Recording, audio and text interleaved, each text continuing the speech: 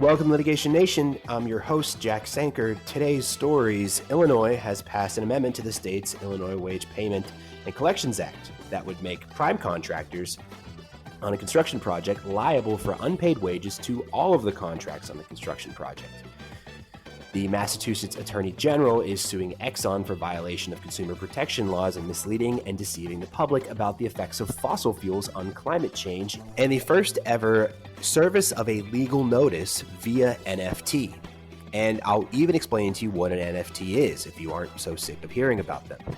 All of that and more, here's what you need to know.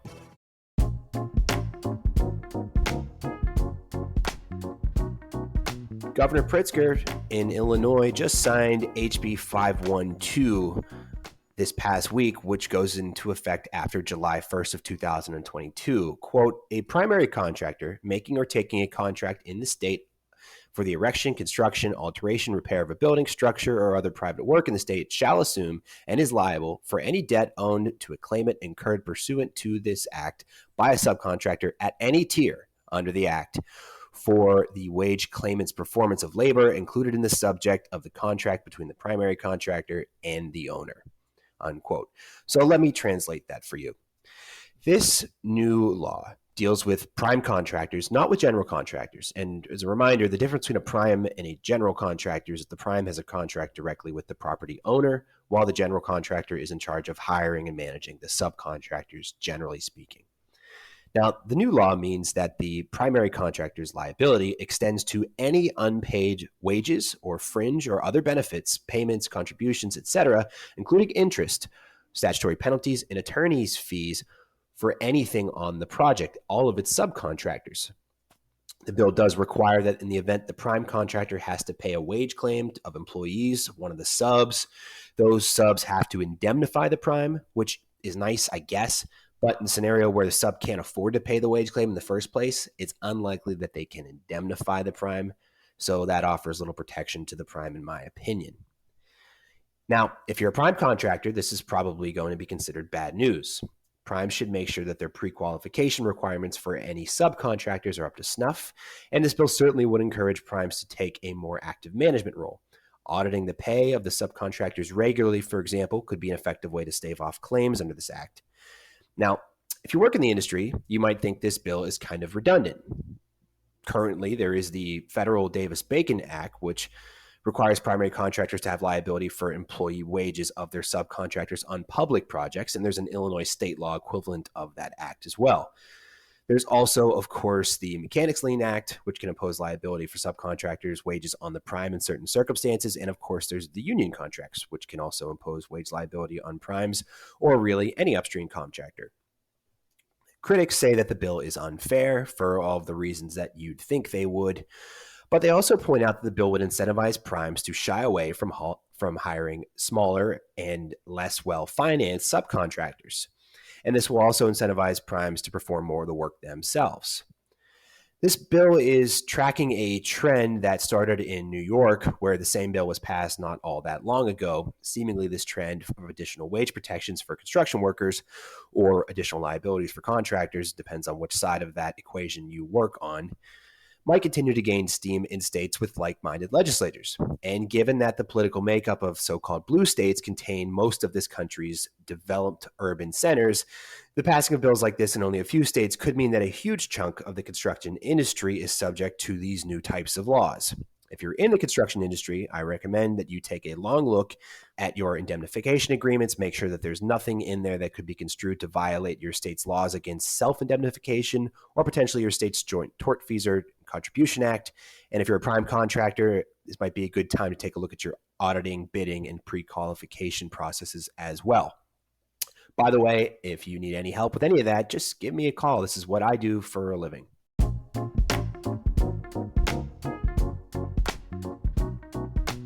Up next, Massachusetts highest court denied a motion to dismiss last week by Exxon, the fossil fuel giant, on the complaint filed by the state of Massachusetts, which accuses the company of misleading the public about the role that fossil fuels played in causing climate change. The lawsuit was originally filed in 2019 by Massachusetts Attorney General Maura Healey. Typically, I try to read the actual filings when I report on stuff like this, But this complaint was like 200 pages long, and I can't bill for producing this show, so we're not going to do that this time. Instead, I'll rely on WBUR, which is a local Boston news outlet whose reporters do get paid to read this stuff. And quoting from WBUR, which is quoting from the complaint, quote, the lawsuit filed in Suffolk Superior Court alleges that the company's deception campaign is ongoing and violates state consumer and investor protection laws. Quote, we're making a claim that Exxon, like those behind the subprime mortgage crisis a decade ago, is intentionally deceiving investors by hiding the systemic risk of climate change to the economy and to its own business, unquote, Healy said. Healy also said Exxon claims to investors that the company is prepared for the business consequences of climate change, but internal documents show that Exxon tells Massachusetts one thing and then does another. That's illegal, unquote. The lawsuit also claims that Exxon purposefully deceived Massachusetts consumers who use its product at gas stations across the state.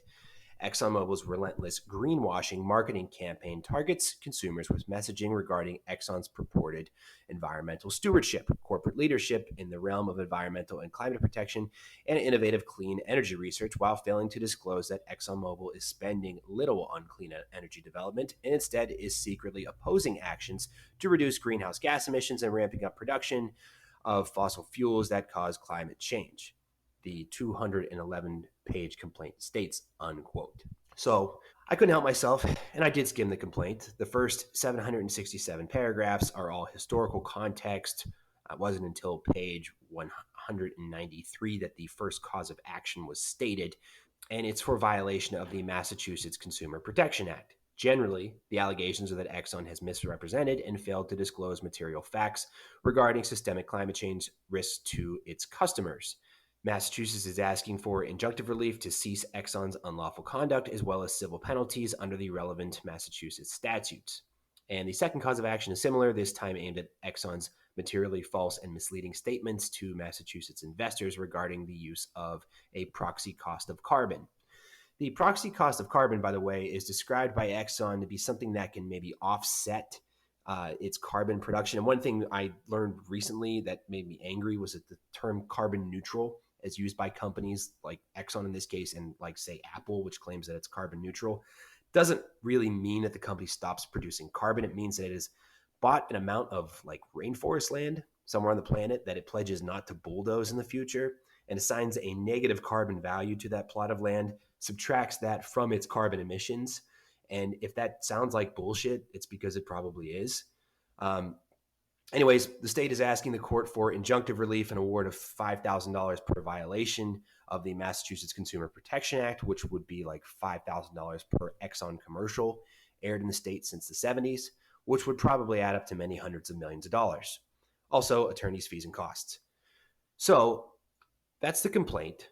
Going back to the recent ruling, quote, lawyers for Exxon argued in court documents that the company's statements about climate change and energy policy were protected petitioning activity, even if they were made to defend the company's reputation. But the top court said the law Exxon claims should protect the company in this case doesn't apply to government enforcement actions brought by the Attorney General, unquote. So going back to the WBUR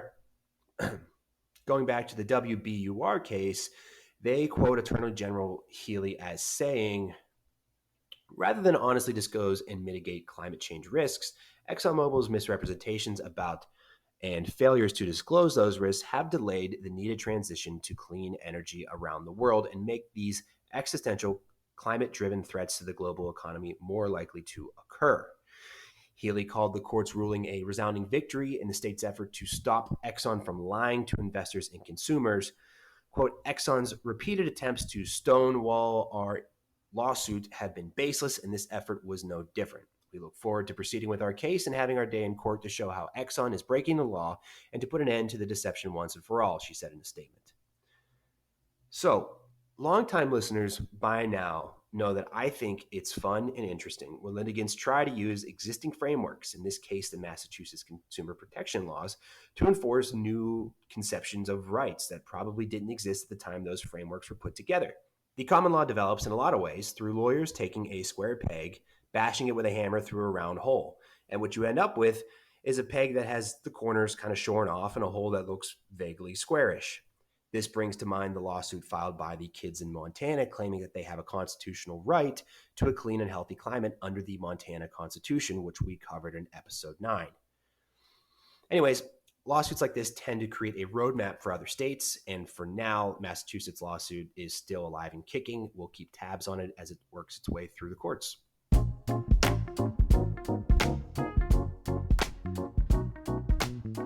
And our last story, this week, a defendant was sued and served with an asset freeze notice via NFT. This is all from a Law 360 article, which I'll be relying on.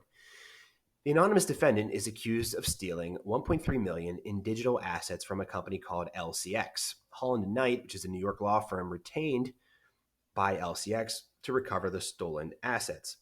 Apparently, the only clue that they had of who the thief was a blockchain address. Think of it like they would have taken online artwork and mailed it to their home address using the anonymous defendant's blockchain address. You could track down where they would have hypothetically mailed the artwork to, if that makes any sense to you. We also covered crypto thefts before on episode 18, and I think a few others if you want to go back for some background. But without any way, in this case, of serving the unknown defendant besides this blockchain address, a New York judge granted Holland & Knight's request to serve notice of the asset freeze on the defendant via an NFT sent to their blockchain address.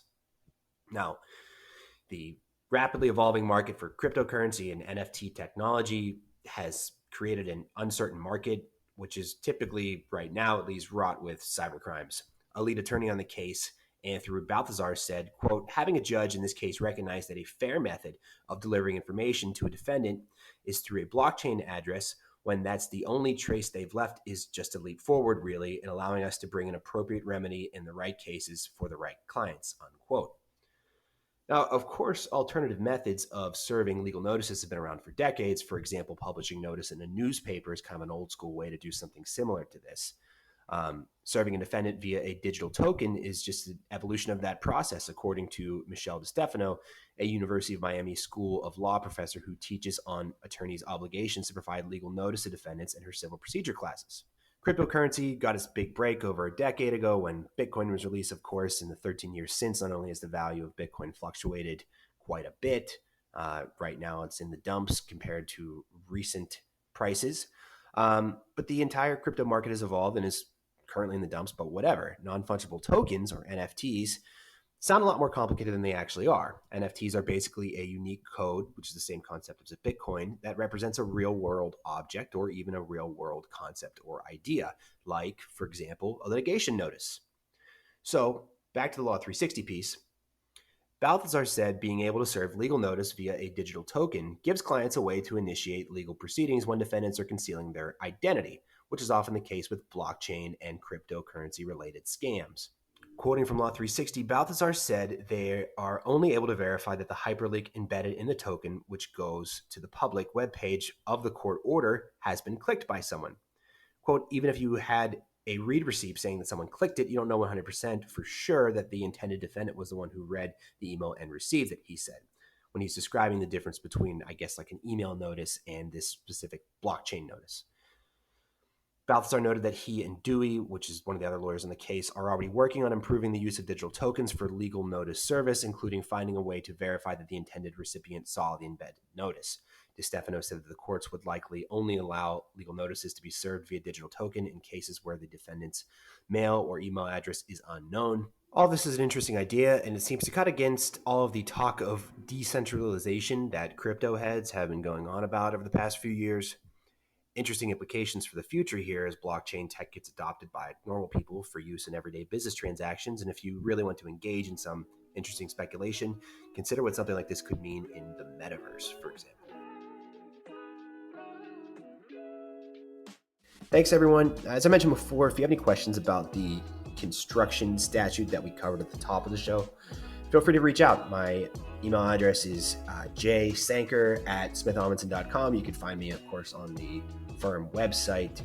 I don't typically put my information out there, but this is the area of law that I specifically practice in, and this is what I spend 2,000 hours per year doing. So feel free to reach out and we can have a conversation, and hopefully I can help you out if you need it. Otherwise, we will talk to you next week.